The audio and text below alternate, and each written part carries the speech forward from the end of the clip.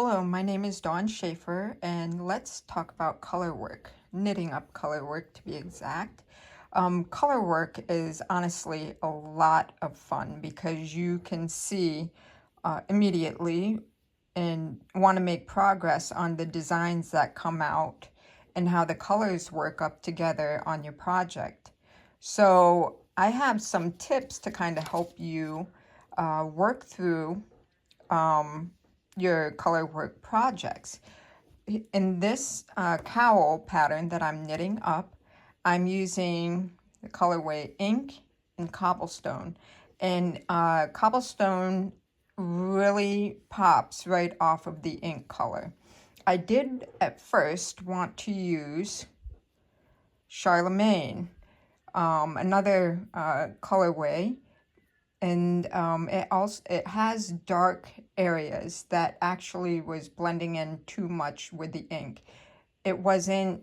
It was actually the ink was actually bringing it down. You couldn't see the color very well off of it, and when you put them side by side, you really don't notice it. But when you start knitting it up, then you definitely notice that this colorway did not have the full effect as the cobblestone one has in this project. So with Charlemagne, I just used a very simple color that we have here, and that's when you notice every color that is in the skein itself. And it turned out so well. So making sure that the color, there's a nice color variation or contrast between your skeins would work out well. You want a main color and definitely a contrasting color. Otherwise, the design's not gonna pop right off of your project. Then with knitting two yarns, at first I would separate the yarn like this, and I would have continental knitting here and then English knitting over here. And what I noticed was the tension is tighter with my right hand than it is with my left.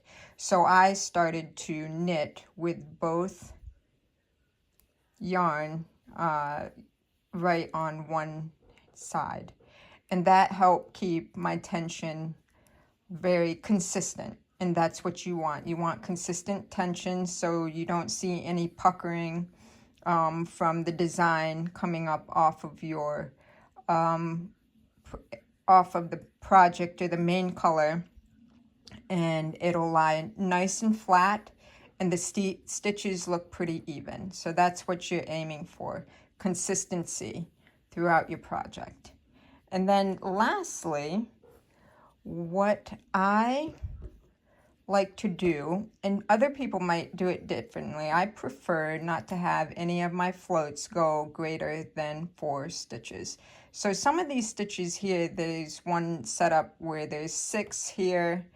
There was one, I can't find it right off the bat, but it was like 10 stitches across, I think right there.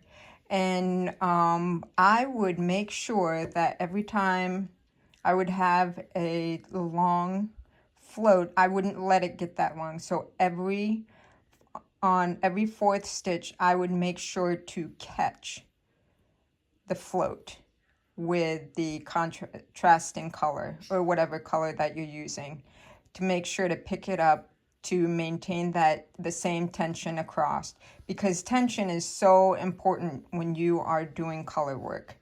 So those are my tips for you. I hope they help, and thank you so much. Bye.